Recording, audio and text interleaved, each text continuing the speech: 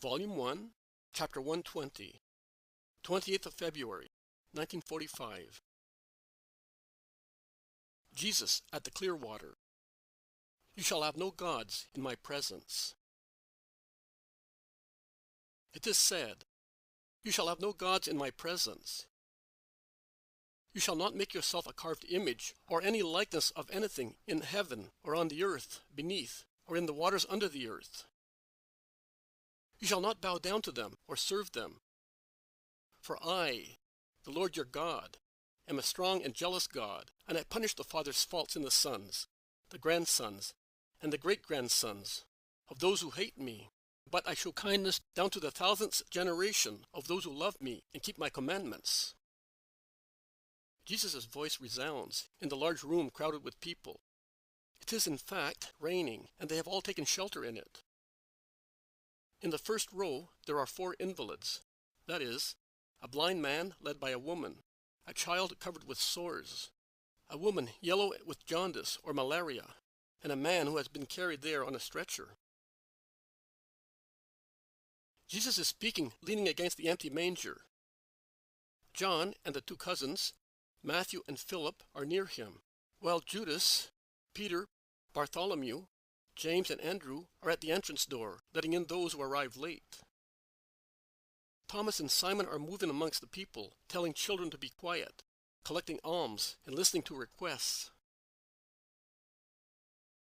You shall have no gods in my presence. You have heard how God is omnipresent with his eyes and his voice. Truly, we are always in his presence. Whether we are locked in a room or amongst the crowds in the temple, we are in his presence. If we are concealed benefactors hiding our faces also from the people we help, or murderers who attack and kill wayfarers in a lonely gorge, we are always in his presence.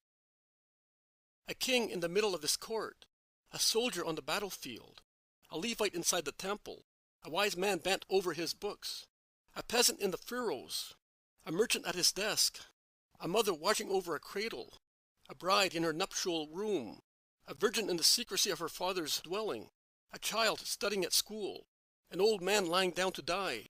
They are all in his presence. They are all in his presence, and also the actions of men are in his presence. All actions of man, a dreadful word, and a comforting one. Dreadful if the actions are sinful, comforting if they are holy. To know that God sees us prevents us from doing evil and encourages us to do good. God sees that I am doing the right thing. I know that he does not forget what he sees. I believe that he rewards good deeds. I am therefore certain that I shall be rewarded, and I rest on that certainty. It will give me a happy life and a placid death, because both in life and in death my soul will be comforted by the bright light of God's friendship. That is the reasoning of a person who does good. But why do evildoers not consider that idolatry is one of the forbidden things? Why do they not say, God sees that whilst I simulate a holy cult, I worship a false god or false gods, to whom I have erected an altar unknown to man, but known to God? Which gods, you may object, if even in the temple there is no image of God?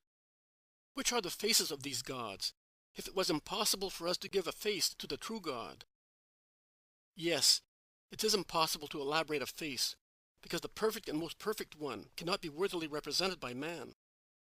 Only the spirit can catch a glimpse of the incorporeal and sublime beauty, and can hear his voice, and appreciate the caresses which he bestows upon a holy person, worthy of such divine contact. But the sight, the hearing, the hand of man cannot see or hear, and therefore cannot repeat with the sound of a lyre, with a mallet and a chisel on marble, what the Lord is. Oh, endless happiness when you, souls of just people, will see God. The first glance will be the dawn of the blessedness which will be your companion for centuries without end. And yet, what we cannot do for the true God, man does for false gods. And one erects an altar to woman, another to gold, another to power, another to science, another to military triumphs. One worships a mighty man, equal to himself by nature, but greater in arrogance or luck.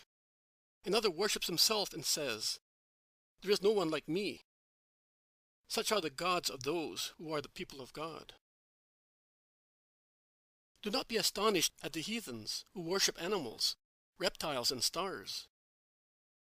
How many reptiles, how many animals, how many dead stars you worship in your hearts. Lips utter lies to flatter, to possess, to corrupt. Are those not the prayers of secret idolaters? Hearts brood over thoughts of vengeance, of illicit trades, of prostitution. Are those not the cults devoted to the impure gods of lust, greed, wickedness? It is said, "You shall adore nothing but your true, one, eternal God." It is said, "I am a strong, jealous God." Strong. No other strength is greater than his. Man is free to act. Satan is free to tempt. But when God says, "Enough," man can no longer do wrong. Satan can no longer tempt. The latter is driven back to his hell. The former is checked in his misuse of evil-doing, to which there is a limit, beyond which God does not allow anyone to go. Jealous. Of what? Of which jealousy? Of the petty jealousy of petty men? No. The holy jealousy of God for his children. The just, loving jealousy. He created you. He loves you. He wants you. He knows what is harmful to you. He is aware of what is capable of separating you from him. And he is jealous of what interposes between the Father and his children and diverts them from the only love which is health and peace, God. Understand that jealousy, which is not mean, is not cruel, is not restrictive of freedom. It is infinite love, infinite goodness, unlimited freedom, which gives itself to the limited creature, to draw it to itself and in itself forever, and associate it to its infinity. A good father does not want to enjoy his wealth by himself, but he wants his children to enjoy it with him. After all, he accumulated his riches more for his children than for himself. God acts likewise, but he conveys to his love and desire the perfection which is in all his actions. Do not disappoint the Lord. He promises the guilty fathers and the children of the guilty children punishment. And God always keeps his promises. But do not be disheartened, O children of man and of God. Listen to the other promise and rejoice. I show kindness down to the 1000th generation of those who love me and keep my commandments. Down to the 1000th generation of good people, and to the 1000th fault of the poor children of man, who fall not out of wickedness, but because of their thoughtlessness and Satan's snares.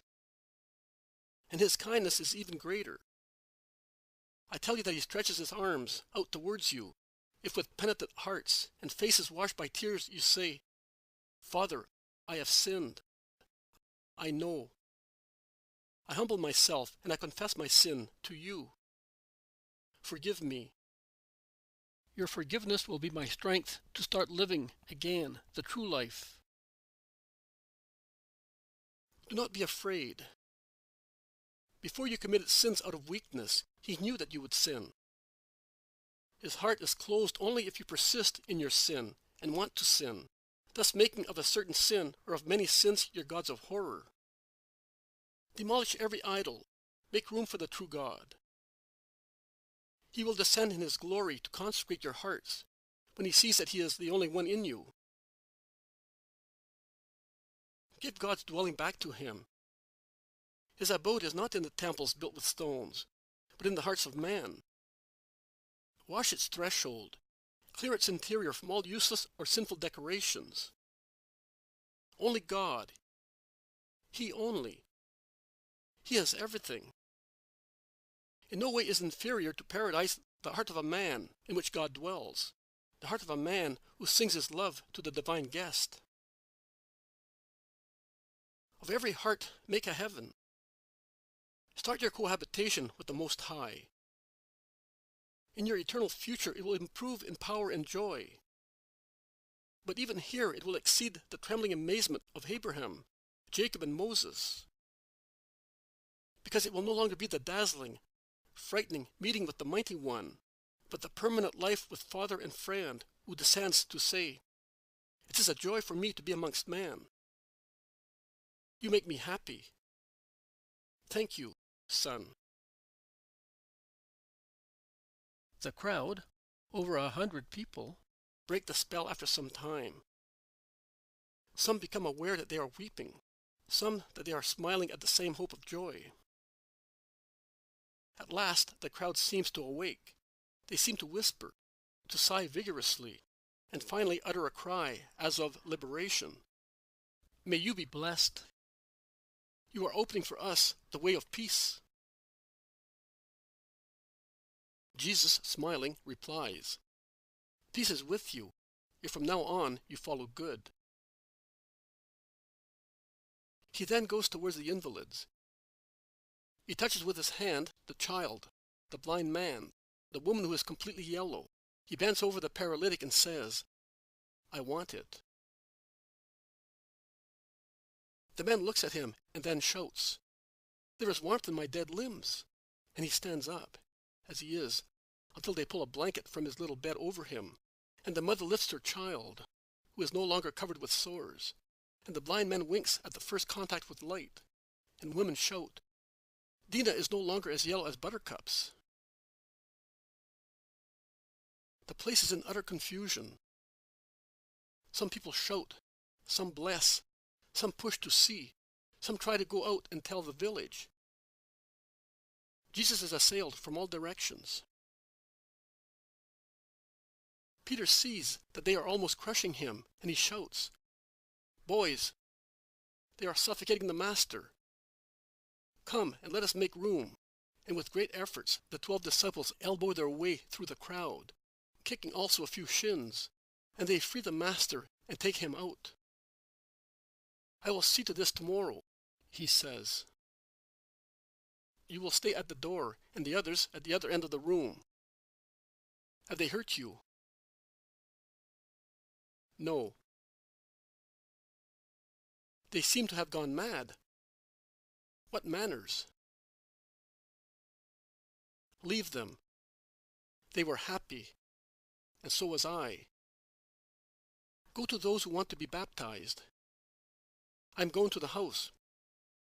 Judas, you and Simon will give alms to the poor. Give them everything. We have much more than is fair for the apostles of the Lord. Peter, go. Do not be afraid of doing too much. I will justify you with the Father, because I am ordering you to do it. Goodbye, friends."